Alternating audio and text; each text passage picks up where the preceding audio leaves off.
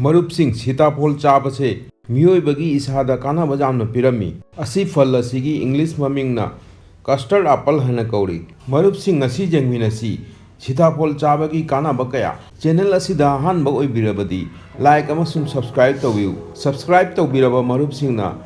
like तौबिदना चटपिगनु सीताफल चाबसे एंटीऑक्सीडेंट की अफबा सोर्स अमनी हार्मफुल फ्री रेडिकल्स तगी कंदुना इसागी सेलबु डैमेज ओइबदगी ngaktoi aduna isada phattaba chronic disease oibadagi mioibabu kalli सीताफल दा vitamin C jamna phangi aduna immune system boost oihanduna isabu phattaba infection mayamdagi kalli सीताफल दा fiber gi matra jamna wangna jauri aduna puk nungai thaba constipation amasung digestion system busu fajana thammi fruit asida